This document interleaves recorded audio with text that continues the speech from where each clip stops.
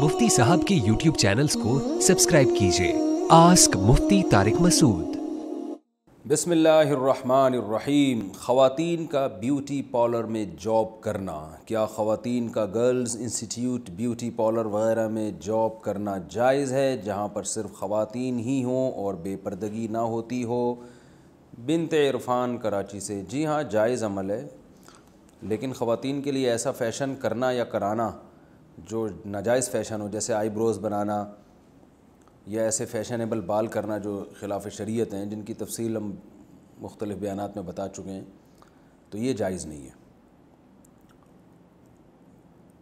क्या कलौंजी में हर बीमारी की शिफ़ा है? हदीस में आता है कि कलौंजी में हर बीमारी की शिफ़ा है। इसका क्या मतलब है? तशरीफ़ फरमा दें। मोहम्मद तस्लीम अख्तर, इंडिया से।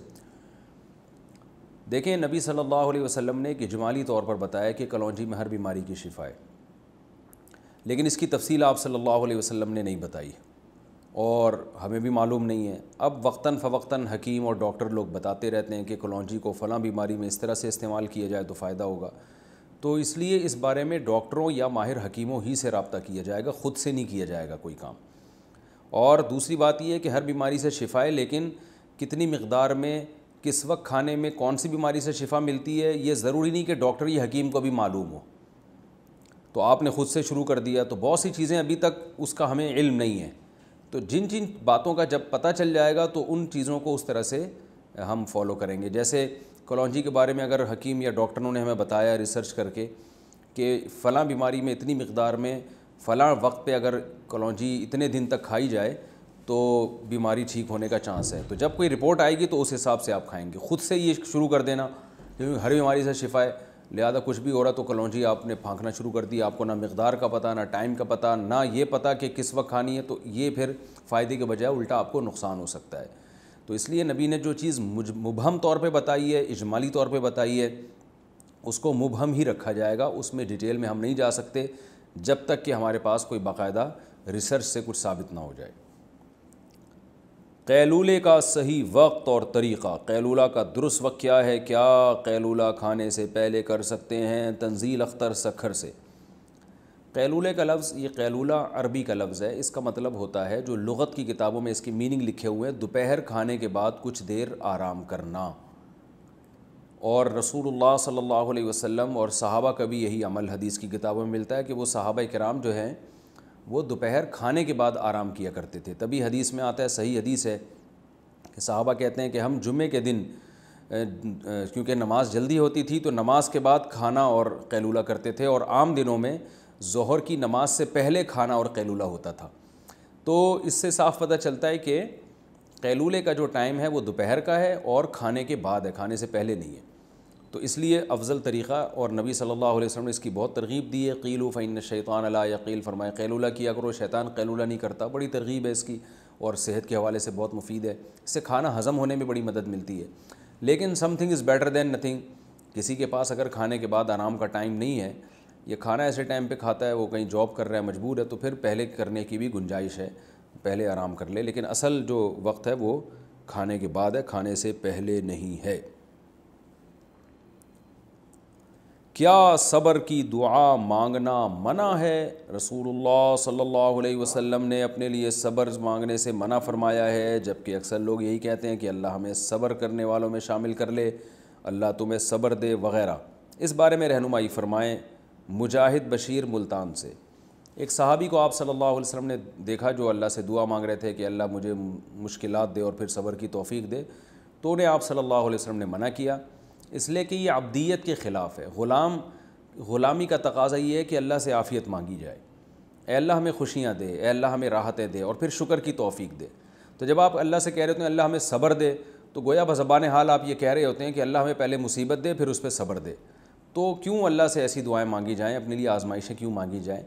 तो हाँ, सब्र जब मांगा जाएगा जब कोई आज़माइश आएगी, फिर अल्लाह से सब्र मांगें आप कि अल्लाह मैं इस मुसीबत में मुब्तला हो गया हूँ, तेरी तरफ से आज़माइश है, मुझे इसमें सब्र दे। या यूँ भी दुआ मांगी जा सकती है कि ए अल्लाह, अगर कोई मुश्किल और मुसीबत मेरे मुक़द्दर में लिखी हुई है तो फिर मुझे उस पर सब्र देना, ये भी दुआ मांग सकते हैं।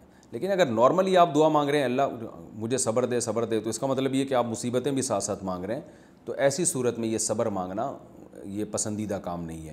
لیکن اگر یوں دعا مانگ رہے ہیں جو میں نے جیسے آپ کو بتایا کہ اللہ اگر کوئی مصیبت میرے مقدر میں لکھی ہوئی ہے جو نہیں ٹلے گی تو پھر میں تجھ سے دعا مانگتا ہوں کہ اس میں مجھے صبر کی توفیق بھی دے دینا. یا فی الحال کوئی مصیبت آئی ہوئی ہے تو اس میں بھی صبر کی دعا مانگی جا سکتی بلکہ مانگنی چاہیے. وصیت پر عمل کرنے کا حکم. کیا مرحوم کی وصیت پر عمل کرنا فرض ہے؟ محمد انس سہارنپور سے. دیکھیں مرحوم کی وصیت پر عمل کرنا فرض بھی ہو سکتا ہے, جائز بھی ہو سکتا ہے اور ناجائز بھی ہو سکتا ہے. تو وہی دیکھا جائے گا وصیت کس قسم کی ہے. اگر مرحوم نے یہ وصیت کی ہے جو شریعت کے لحاظ سے ناجائز ہے, جیسے مرحوم نے کہا کہ میرے مرنے کے بعد اتنے پیسے میرے فلاں بیٹے کو دے دینا, تو یہ ناجائز وصیت ہے کیونکہ بیٹے کا حصہ شریعت نے بتا دیا, اس میں چینجنگ نہیں ہو سکتی. مرحوم نے وصیت کر دی میرے مال کے جو 10 لاکھ روپے فلاں غریب کو دے دینا, حالانکہ وہ 10 لاکھ ان کے مال کے 1/3 سے زیادہ بن رہے ہیں, تو بھی یہ کالعدم ہے, یہ نہیں وصیت ناجائز ہے. 1/3 کی حد تک تو آپ وصیت کر سکتے ہیں اپنی وراثت میں, 1/3 سے زائد کی وصیت نہیں ہوگی. تو یہ ناجائز وصیت ہے, اس پر عمل کرنا حرام ہے, ناجائز ہے. وصیت کی ایک قسم یہ ہوتی ہے جو مباح کے درجے میں ہوتی ہے. جیسے مرحوم نے وصیت کی کہ بھائی میرا جنازہ فلاں مولوی صاحب پڑھائیں گے, تو فلاں مولوی صاحب پر لازم نہیں ہو جائے گا کہ وہ آپ کا جنازہ پڑھائیں گے, ان کو اختیار ہے, پڑھا دیں, اچھی بات ہے, مستحب ہے, جائز ہے. نہیں پڑھائیں تو بھی ٹھیک ہے, کیونکہ آپ کی وجہ سے, آپ کے کسی حکم کی وجہ سے کسی اور پر اس آرڈر کا ماننا واجب نہیں ہوتا, کیونکہ وہ آزاد ہے, بھائی وہ پڑھائے نہ پڑھائے وہ اپنی مصروفیت دیکھے گا. تو یہ وہ وصیت ہے جس پر عمل جائز بھی ہے اور جو ہے لیکن واجب نہیں ہے, جائز ہے, لازم نہیں ہے. کچھ وصیتیں ایسی ہوتی ہیں جن پر عمل واجب ہوتا ہے, جیسے میت نے مال کے بارے میں وصیت کی اور وہ وصیت بھی 1/3 کے اندر تھی, بھائی میرے مال میں سے اتنے پیسے میرے وارثوں کے علاوہ فلاں جگہ پہ دے دینا, اور وہ جگہ جہاں دی جا رہی ہے وہ جگہ بھی جائز ہے, یعنی صدقہ کر دینا, خیرات کر دینا, یہ ٹرسٹ میں دے دینا وغیرہ وغیرہ. تو پھر ایسی صورت میں وصیت پر عمل کرنا واجب ہوگا. تو اس لیے جب بھی کوئی وصیت کرے تو پھر آپ قریبی دارالافتاء سے, کسی ادارے سے جہاں علماء مفتیان کرام بیٹھتے ہوں معتبر, تو ان سے آپ رابطہ کریں گے کہ جی میرے ابا کی یہ وصیت تھی, تو شرعاً مجھ پر لازم ہے کہ میں اس وصیت پر عمل کروں یا نہیں کروں, یا لازم نہیں ہے تو جائز بھی ہے یا نہیں, تو یہ وہ آپ کو انشاءاللہ بتائیں گے. مرنے سے پہلے قبر کی جگہ متعین کرنا. کیا مرنے سے پہلے اپنی قبر کھدوا سکتے ہیں اور اس جگہ کی نشاندہی کر سکتے ہیں کہ جہاں قبر کھودی جائے گی؟ حسن جنید کراچی سے. جی جائز ہے, اس میں کوئی گناہ نہیں ہے, لیکن ایک عبث کام ہے, جائز ہے. بہرحال آپ کی زمین خرید لیں اور اپنی ملکیت میں داخل ہو جائے تو آپ کہہ سکتے ہیں کہ بھئی یہ میں نے خرید لی ہے, میری زمین ہے, مجھے یہیں دفنایا جائے. لیکن اس میں پھر شرط یہ کہ آپ کا انتقال اسی شہر میں ہو, کسی اور شہر میں ہوگا تو پھر وارثوں پر لازم نہیں ہوگا کہ آپ کو وہیں لا کے دفن کریں. اور اگر آپ کی اپنی زمین نہیں ہے, پھر آپ نے وصیت کی کہ وہاں دفنا دو, پھر لوگوں پر واجب نہیں ہے, دفنا دیں تو اچھی بات ہے, لیکن پھر لازم نہیں ہوگا, کیونکہ کسی اور کی ملکیت میں انسان تصرف نہیں کر سکتا, یا وقف کا قبرستان میں بھی آپ کو زبردستی کے تصرف کی اجازت نہیں ہے. ظہر, عصر اور عشاء کی 4 سنتوں کی فضیلت. ظہر, عصر اور عشاء سے پہلے 4 رکعت سنت پڑھنے کی کیا فضیلت ہے؟ اگر کوئی انہیں مستقل چھوڑ دے تو کیا وہ گنہگار ہوگا؟ ارسلان راولپنڈی سے. دیکھیں عصر اور عشاء کی جو 4 سنتیں ہیں وہ تو سنتیں غیر مؤکدہ ہیں, ان کو اگر چھوڑ دیں تو کوئی گناہ نہیں ہے. لیکن ظہر سے پہلے کی 4 سنتیں وہ مؤکدہ ہیں, کبھی کبھار چھوٹ گئیں, تھکاوٹ ہے تو الگ بات ہے, لیکن چھوڑنے کا معمول بنا دینا یہ جائز نہیں ہے. ہاں فضیلت کیا ہے؟ ظہر سے پہلے کی سنت کی فضیلت تو یہ کہ نبی نے ہمیشہ پڑھی ہیں. عصر سے پہلے جو 4 سنتیں ان کی فضیلت میں آتا ہے, رسول اللہ صلی اللہ علیہ وسلم نے فرمایا رحم اللہ عبدن, اللہ اس بندے پر رحم کرے جو عصر سے پہلے یصلی 4 قبل العصر, جو عصر سے پہلے 4 رکعتیں پڑھے, کما قال صلی اللہ علیہ وسلم. تو یہ فضیلت ہے حدیث میں, اللہ اس پر رحم کرے, تو نبی کی زبان سے رحمت کی دعا نکل گئی. عشاء سے پہلے 4 رکعتیں پڑھنا کسی حدیث سے میں اس کی کوئی صراحتاً فضیلت نہیں ملتی. البتہ علماء نے قیاس کیا ہے اس کو ایک اس حدیث پر جس میں آتا ہے, صحیح حدیث ہے بالکل, آپ صلی اللہ علیہ وسلم نے فرمایا بین کلی اذانین صلاۃ, 3 دفعہ آپ نے فرمایا, پھر فرمایا لمن شاء, اس کے لیے جو چاہے. ہر 2 اذانوں کے درمیان نماز ہے, اور 2 اذان سے مراد ہے اذان اور اقامت. تو ہر اذان اور اقامت کے درمیان آپ صلی اللہ علیہ وسلم نے حکم دیا کہ نماز پڑھا کرو, فضیلت ہے, واجب نہیں ہے. تو اس سے پتہ چلتا ہے بھائی عشاء میں بھی عشاء کے فرض یعنی اذان اور اقامت کے درمیان ہمیں نماز پڑھنی چاہیے، تو کم از کم 2 رکعت تو پڑھنی چاہیے۔ 4 رکعتوں کا علماء نے اس لیے کہا کہ قیاس کر کے، قیاس بھی ایک شرعی دلیل ہوتی ہے کہ بھائی جو رکعتیں 4 رکعتوں والی فرض ہیں ان سے پہلے 4 رکعتیں پڑھنے کا حکم دیا جاتا ہے، جیسے ظہر کی 4 رکعتیں ان سے پہلے 4، عصر کی 4 رکعتیں ان سے پہلے 4، تو اس سے پتہ چلتا ہے عشاء سے پہلے بھی 4 ہی ہوں گی، کیونکہ نبی نے کوئی مقدار متعین نہیں کی۔ لیکن ہم ظہر اور عصر پہ اگر قیاس کرتے ہیں تو اس سے یہ نہیں استیناس کیا جا سکتا ہے کہ جب ظہر اور عصر سے پہلے 4 ہیں تو عشاء سے پہلے بھی 4 ہوں گی، کیونکہ فجر سے پہلے 2 ہیں، کیونکہ فجر کے فرض 2 ہیں۔ تو اس سے پتہ چلتا ہے کہ ایک استیناس کیا علماء نے، کیونکہ حدیث میں صراحتاً ذکر نہیں ملتا کہ کتنی پڑھنی چاہیے، تو اس لیے مطلق صلاۃ کا حکم ہے، تو ظہر اور عصر پہ قیاس کیا تو فقہاء نے کہا کہ عشاء سے پہلے بھی 4 رکعتیں پڑھنا مستحب ہے، افضل یہ کہ 4 کم از کم پڑھی جائیں، زیادہ پڑھیں تو اچھی بات ہے، تو ایک واجب نہیں ہے، افضل ہے۔ کیا حضرت علی کی، اچھا اس میں ایک یہ بات بھی ہے کہ مغرب سے پہلے بھی 2 رکعتیں پڑھنا جائز ہے، کوئی گناہ کی بات نہیں ہے، تو نبی صحابہ کرام سے ثابت بھی ہے، لیکن نبی صلی اللہ علیہ وسلم کا جو حکم ہے وہ مغرب میں تاخیر نہ کی جائے، تو اس لیے دونوں احکام کو جمع کیا گیا ہے، تو افضل یہی ہے کہ امام مغرب کی اذان ہوتے ہی جماعت کی نماز کھڑی کر دے، لیکن اگر امام کو آنے میں تاخیر ہو گئی تو پھر مقتدیوں کے لیے جائز ہے کہ وہ اس تاخیر کا فائدہ اٹھا کے 2 رکعتیں پڑھ لیں، تو اس میں کوئی گناہ نہیں ہے۔ کیا مرحوم بیوی کی سابقہ بیٹی سے نکاح ہو سکتا ہے؟ ایک آدمی نے بیوہ عورت سے شادی کی جس کی جوان بیٹی ہے، کچھ عرصے کے بعد عورت کا انتقال ہو گیا، کیا وہ اس کی بیٹی سے شادی کر سکتا ہے؟ شہاب اظہار امریکہ سے۔ دیکھیں، جس آدمی نے بیوہ عورت سے شادی کی، اگر شادی کے بعد اس نے اس بیوہ عورت سے ہم بستری بھی کر لی، یا ہم بستری تو نہیں کی لیکن اس کے میاں بیوی کے جو تعلقات ہوتے ہیں کسی بھی درجے میں وہ تعلقات قائم ہو گئے، تو جو ہے نا اب یہ آدمی اس کی بیٹی سے نکاح نہیں کر سکتا، اور اگر ایسا کوئی سیکشول ریلیشن ان کے درمیان ابھی قائم نہیں ہوا تھا، صرف نکاح ہی ہوا تھا، اور نکاح کے بعد یہ بیوہ عورت کا انتقال ہو گیا، تو پھر آپ اس بیوہ کی بیٹی سے نکاح کر سکتے ہیں، یہ آپ کے لیے جائز ہے۔ کیا حضرت علی کی ولادت خانہ کعبہ میں ہوئی تھی؟ میں نے سنا ہے کہ حضرت علی رضی اللہ عنہ کی ولادت خانہ کعبہ میں ہوئی تھی، کیا یہ بات حقیقت ہے اور اس کی وجہ کیا پیش آئی تھی؟ محمد الیاس ابو زیبی سے۔ محمد الیاس بھائی، ہمارے علم میں کوئی ایسی مستند روایت نہیں ہے جس میں یہ ہو کہ حضرت علی کی ولادت خانہ کعبہ میں ہوئی تھی، تو اگر کسی کے پاس روایت ہے تو وہ اس کی سند صحیح ہونا ثابت کرے تو ہم مان لیں گے، کوئی ایسی مستند روایت ابھی تک ہمارے علم میں بہرحال نہیں ہے۔ مسجد میں رکھے ہوئے قرآن کیا وقف ہیں؟ کیا مسجد میں رکھے ہوئے قرآن پاک وقف کے حکم میں آتے ہیں؟ کیا انہیں کسی اور جگہ بچے کے پڑھنے کے لیے استعمال کر سکتے ہیں یا نہیں؟ ارسلان راولپنڈی سے۔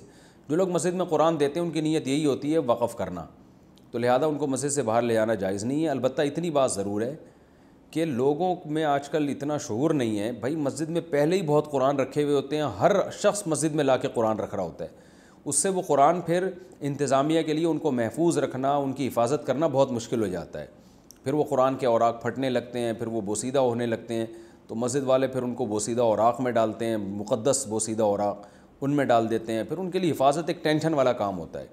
لہذا مسجد میں جب قرآن وقف کریں تو آپ پہلے انتظامیہ سے پوچھ لیں کہ اس مسجد میں قرآن کی ضرورت ہے بھی یا نہیں ہے، اگر وہ انتظامیہ کہتی ہے، مینجمنٹ کہتی ہے تو پھر رکھیں، ورنہ نہ رکھیں، وہ گناہ ہوگا الٹا آپ کو۔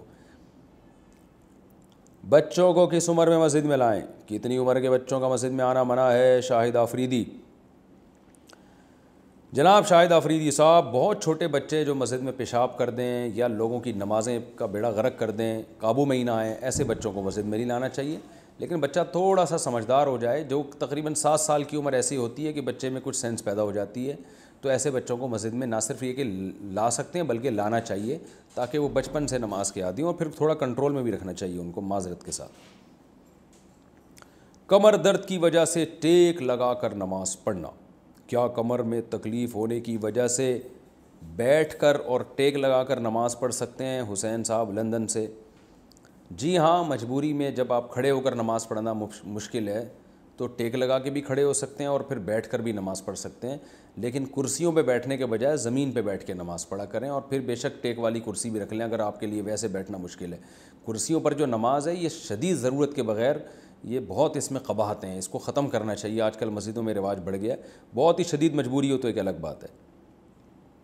اور جب زمین پہ بیٹھ کے آپ نماز پڑھیں گے تو اگر گھٹنے موڑنا مشکل ہے تو قبلے کی طرف پاؤں کر لیں، کوئی حرج نہیں ہے اس میں۔ کرسی پر بیٹھ کر نماز پڑھنے سے بہتر ہے کہ قبلے کی طرف رخ کر کے پاؤں کر کے زمین پہ بیٹھ جائیں، یہ زیادہ بہتر ہے۔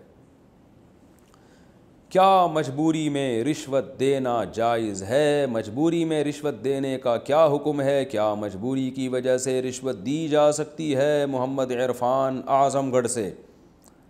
محمد عرفان بھائی، مجبوری میں رشوت دینا جائز ہے، گناہ نہیں ہے انشاءاللہ، لیکن مجبوری کہتے کس میں اس کو سمجھیں۔ مجبوری کا مطلب یہ کہ سامنے والا آپ کو آپ کے مستحق ہونے کے باوجود بھی آپ کا حق نہ دے رہا ہو، وہ ظلم کر رہا ہو آپ کے اوپر، تو پھر ظلم سے بچنے کے لیے آپ رشوت دے سکتے ہیں، بشرطے کہ اس کے بغیر وہ ظلم دور کرنے کے لیے تیار نہ ہو۔ جبکہ آج کل جو رشوت دی جاتی ہے دوسرے کا حق دبانے کے لیے، یا آپ غلطی پر ہوتے ہیں پھر بھی آپ رشوت دے رہے ہوتے ہیں۔ مثال کے طور پر پولیس والے نے آپ کو پکڑ لیا، آپ کے پاس لائسنس نہیں ہے، تو پولیس والے کا حق ہے کہ آپ کا چالان کاٹے، لیکن آپ پھر بھی رشوت دے رہے ہوتے ہیں۔ تو یہاں آپ غلطی پر ہونے کے باوجود رشوت دے رہے ہیں تو یہ حرام ہے۔ اور ایک صورت یہ ہے کہ بھئی آپ کے پاس ڈاکومنٹس پورے ہیں، پولیس والا پھر بھی کوئی ایسا ہے آپ کو پریشان کر رہا ہے، جو کہ کرتے نہیں عام طور پہ، لیکن پھر بھی کوئی پریشان کر رہا ہے، تو پھر اور آپ کو پتہ ہے بھئی یہ پیسے دیے بغیر جان نہیں چھوڑے گا، تو ایسی مجبوری میں پھر لینے والے کو گناہ ہوگا، رشوت دینے والے کو انشاءاللہ گناہ نہیں ہوگا۔ یا کسٹم میں آپ کا مال پھنس گیا ہے، وہ آپ کو جو ہے نا وہ مال کلیئر ہی نہیں کر کے دے رہے، حالانکہ آپ کے ڈاکومنٹ پورے ہیں، ٹیکس آپ کا پورا ہے، پھر بھی تو پھر ایسی مجبوری میں آپ کے لیے رشوت دینے کی گنجائش ہے۔ تو خلاصہ یہ نکلا کہ اپنا حق لینے کے لیے تو رشوت دینے کی گنجائش ہے، دوسرے کا حق دبانے کے لیے رشوت دینا جائز نہیں ہے۔ نماز جنازہ میں تاخیر سے شریک ہوئے تو باقی نماز کیسے پڑھیں؟ جنازے کی نماز میں کچھ تکبیریں تاخیر سے آنے والے کے لیے رہ گئی، باقی نماز پڑھنے کا کیا طریقہ ہے؟ عبداللہ صاحب پشاور سے۔ یعنی ان کا مطلب یہ ہے کہ 2 یا 3 تکبیریں نکل گئیں اور بعد میں آپ شامل ہوئے۔ تو دیکھیں نماز جنازہ میں 4 تکبیریں فرض ہیں، بس کوئی کچھ بھی نہ کہے، صرف 4 تکبیریں کہہ لے تو بھی نماز جنازہ ادا ہو جائے گی، 4 دفعہ اللہ اکبر۔ باقی دعائیں پڑھنا بھی سنت ہے، پڑھنی چاہیے، لیکن فرض صرف یہی ہیں۔ تو اب کسی نے 4 تکبیریں اگر نکل گئیں، 3 تکبیریں نکل گئیں، چاروں ہی نکل گئیں، پھر تو نماز ہی گئی نا۔ 3 تکبیریں یا 2 تکبیریں نکل گئیں تو آپ نے کیا کرنا ہے، آپ نے تکبیر تحریمہ کہہ کے امام کے ساتھ شامل ہو گئے، یہ آپ کی ایک تکبیر ہو گئی۔ اب جو تکبیر امام کی چل رہی ہے وہ والی تو آپ امام کے ساتھ کہیں، جو رہ گئی ہے وہ چھوڑ دیں۔ وہ کب کہنی ہے؟ جب چوتھی تکبیر کے بعد امام سلام پھیرے تو آپ نے امام کے ساتھ چوتھی تکبیر کہنی ہے، اور سلام پھیرنے سے پہلے وہ تکبیرات جلدی جلدی کہہ دینی ہے جو آپ سے رہ گئی ہیں۔ تو اگر 2 رہ گئی تھی تو 2 دفعہ اللہ اکبر کہنا ہے، 1 دفعہ تکبیر رہ گئی تھی تو 1 دفعہ اللہ اکبر کہہ دینا ہے اور پھر سلام پھیر لینا ہے۔ یہ بالکل ایسا ہی ہوتا ہے جیسے آپ کی کوئی رکعت نکل جائے تو آپ جو رکعتیں امام کے ساتھ جو ابھی ہیں وہ والی تو امام کے ساتھ پڑھتے ہیں، اور جو پہلی رکعتیں رہ گئی تھیں وہ اکیلے سے اخپل طریقے سے پڑھتے ہیں آپ وہ۔ تو یہاں بھی تکبیریں جو امام کے ساتھ مل جائیں وہ امام کے ساتھ، جو رہ گئی ہیں وہ آپ امام کے سلام پھیرنے سے پہلے کمپلیٹ کر لیں۔ ہاں، جو پہلی تکبیر ہے وہ پہلی ہی ہوگی آپ کی، وہ تکبیر تحریمہ ہوگی جس میں آپ نماز میں داخل ہوئے ہیں۔ سمجھ گئے نا بات کو؟ امید ہے انشاءاللہ بات سمجھ میں آ گئی ہوگی۔ تو پہلی تکبیر کہہ کے آپ نے امام کو جوائن کرنا ہے، یہ ایک آپ کی ہو گئی، اور پھر امام جو تکبیر کہے گا وہ آپ نے امام کے ساتھ کہنی ہے، تیسری کہے یا چوتھی کہے، اور جب امام سلام پھیرنے لگے گا تو آپ نے دیکھنا ہے کتنی تکبیریں مجھ سے رہ گئیں، سلام پھیرنے سے پہلے وہ والی تکبیریں آپ نے کہہ دینی اور سلام پھیر لینا، وہ دعائیں جو آپ سے رہ گئیں وہ رہ گئیں۔ کمرے میں مورتی ہو تو نماز کا حکم؟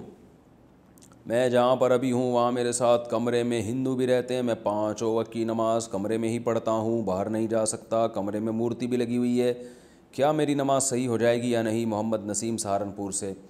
جناب محمد نسیم، آپ اپنے ان ہندو دوستوں سے کہیں کہ بھائی دیکھو ہماری نماز اس مورتی کے ساتھ مکروہ تحریمی ہے، نماز واجب الادا ہے، لہذا آپ سے گزارش ہے کہ جب میں نماز پڑھا کروں تو ان مورتیوں پہ کپڑا ڈال دیا کریں۔ تو چونکہ جس کمرے میں تصویر ہو اور باعزت طریقے سے باقاعدہ لٹکی ہوئی اور خاص طور مورتی جس کی عبادت ہوتی ہے، تو ایسی جگہ پہ نماز جائز نہیں ہے۔ تو یا تو آپ کہیں اور نماز پڑھیں یا وہاں پر آپ کیا کریں کہ اس پہ کوئی کپڑا ڈال دیں اور ان کو تمیز سے بتا دیں یار ہمارے مذہب میں یہ جائز نہیں ہے، تو ہم آپ کے مذہب کا احترام کرتے ہیں لیکن آپ بھی ہمارے مذہب کا احترام کریں، تو تھوڑی دیر کے لیے مورتی پہ ہمیں کپڑا ڈالنے دیں۔ ویسے بھی یہ جو بھگوان ہیں آپ کے، ان کو ہمیں نماز پڑھتا دیکھ کے شرم آئے گی جب ہم یہ دیکھیں گے کہ یہ مولانا صاحب یا یہ جو بھی بھائی صاحب ہیں، جو بھی مسلم ہیں، یہ نماز پڑھ رہا ہے، تو ان بھگوانوں کو غصہ بھی آئے گا، شرم بھی آ سکتی ہے، غصہ آئے گا ہماری عبادت کیوں نہیں کر رہا، وہ ادھر منہ کر کے کیوں نماز پڑھ رہا ہے۔ تو ویسے بھی ان کی انسلٹ بھی ہو رہی ہے، اس کا بھی تقاضا یہ ہے کہ ان کے منہ پہ کپڑا ڈال دیا جائے۔ اگر وہ کہتے ہیں کہ نہیں ان کو تو نظر نہیں آتا، تو پھر ان سے بولے بھائی جن کو نظر نہیں آتا ان کو کیوں پوچھتے ہو یار، کم از کم تم ہی سے اچھا تمہیں نظر آ رہا ہے، ان کو نظر نہیں آ رہا۔ پھر ان سے بولیں جب ان کو نظر ہی نہیں آ رہا تو ان کے چہرے پہ کپڑا ڈالنے سے کوئی اپنی انسلٹ بھی یہ فیل نہیں کریں گے، کیونکہ ان کو تو کپڑا ہی بھی نظر نہیں آئے گا ان کو۔ تو بہرحال یہ تو میں اپنے دلائل دے رہا ہوں، لیکن آپ جو بھی سوٹیبل دلائل ہوں ان کو دے کے محبت سے سمجھا دیں کہ بھئی یہ مورتی کو تھوڑی دیر کے لیے چھپا دیا کریں، تو انشاءاللہ تاکہ نماز میں کراہت نہ رہے۔ پھر بھی وہ راضی نہ ہو، پھڈے بازی کی نوبت پہنچے تو کہیں اور نماز پڑھ لیں، پھر بھی ممکن نہیں ہے تو پھر مجبوری میں نماز انشاءاللہ ہو جائے گی۔ کتنے سونے پر زکوٰۃ ہے؟ میری بیوی کے پاس استعمال کے لیے سونا ہے۔ بیوی کے پاس کتنا سونا ہو تو اس پہ زکوٰۃ فرض نہیں ہوتی، اور کتنے سونے پر زکوٰۃ فرض ہوتی ہے؟ نیز نقد پیسے کتنے ہوں تو زکوٰۃ فرض ہوتی ہے؟ ممتاز علی خان دبئی سے۔ ممتاز علی، سونا اگر استعمال کا بھی ہو تو زکوٰۃ ادا کرنا اس پر لازم ہے، واجب ہے۔ باقی کتنے سونے پر ہوتی ہے؟ تو اگر کسی کے پاس سونا، چاندی، مال تجارت اور نقدی یعنی کیش رقم، ان میں سے کچھ بھی نہیں ہے، صرف سونا ہی ہے، تو پھر 7.5 تولے سونے سے کم پہ نہیں ہوتی۔ لیکن آج کل دنیا میں کوئی بھی ایسا نہیں ہے جس کے پاس صرف سونا ہی ہو، 1 روپیہ بھی نہ ہو۔ تو جب 1 روپیہ بھی آپ کے پاس یعنی آپ کی وائف کے پاس اگر ہے، یا تجارتی مال اسے کہتے ہیں جو بیچنے کے لیے خریدا ہو، تو ان میں سے کوئی بھی چیز تھوڑی سی بھی ہے جو کیش رقم بھی ہے، تو پھر سونے کا نصاب نہیں ہوتا، پھر 52.5 تولہ چاندی کا نصاب ہوتا ہے۔ تو پھر اگر 52.5 تولہ چاندی کے برابر اگر آپ کی وائف کے پاس سونا ہے تو زکوٰۃ دینا واجب ہے، اور 52.5 تولہ چاندی کے ریٹ بدلتے رہتے ہیں۔ آپ میرا خیال ہے دبئی سے ہیں تو دبئی میں دیکھ لیں 52.5 تولہ چاندی کے کیا ریٹ ہیں، اس حساب سے آپ دیکھ لیں۔ کبھی 40,000 ہوتے ہیں، آج کل 50 کے لگ بھگ ہیں میرا خیال ہے، تو پھر اس پہ زکوٰۃ فرض ہے۔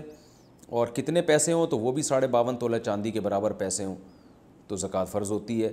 اگر پیسے 52.5 تولہ چاندی سے کم ہے، سونا بھی کم ہے، تو دونوں کو ملا کے دیکھا جائے گا۔ اگر ملا کے مالیت 52.5 تولہ کے برابر ہے تو بھی زکوٰۃ فرض ہے۔ باکسنگ اور MMA کو پروفیشن بنانا، مجھے باکسنگ اور MMA میں انٹرسٹ ہے اور میں ان میں سے کسی ایک کو اپنا پروفیشنل کیریئر بنانا چاہتا ہوں۔ باکسنگ میں ہمارا سطر ڈھکا ہوا ہوتا ہے لیکن اس میں داڑھی کاٹنے کے لیے کہتے ہیں، جبکہ MMA میں ہم داڑھی رکھ کر کھیل سکتے ہیں لیکن اس میں سطر ڈھکا ہوا نہیں ہوتا۔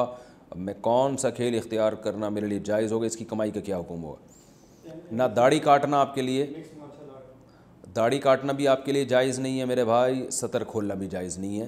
ایسا کھیل کھیلنا جس میں داڑھی کاٹنا پڑے یا آپ کو نیکر پہننا پڑے جگہ آپ کا سطر کھل جائے، کیونکہ ناف سے گھٹنوں تک کا ایریا چھپانا فرض ہے مرد کے لیے، تو اس لیے ایسا کھیل کھیلنا جائز نہیں ہوگا۔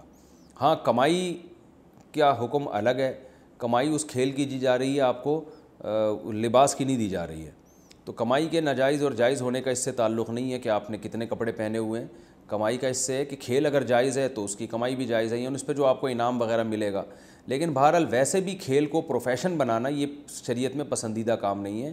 کھیل کا جو بنیادی مقصد ہے وہ انٹرٹینمنٹ ہوتا ہے وقتی طور پر، تاکہ آپ اپنے آپ کو مفید کاموں میں اپنا دماغ لگائیں۔ آپ کھیل ہی کو آپ نے مقصد بنا لیا تو یہ اسلام کے مزاج کے بہرحال خلاف ہے، کیونکہ اس سے کوئی فائدہ نہیں ہے، کوئی معتد بھی فائدہ، ہر تھوڑا بہت فائدہ تو ہر چیز میں ہی ہوتا ہے۔ تو آپ کوئی ڈاکٹر بنیں، انجینئر بنیں، کوئی سائنٹسٹ بنیں، کوئی تاجر بنیں، لوگوں کو چیزیں فروخت کریں، اس میں فائدہ ہوگا۔ تو کھیل ٹھیک ہے، بذات خود ایک جائز چیز ہے تفریح کے لیے، اس کو مقصد بنا لینا یہ شریعت میں بہرحال کوئی پسندیدہ کام نہیں ہے۔ مارشل آرٹ بھی اچھی چیز ہے، سیکھنی چاہیے۔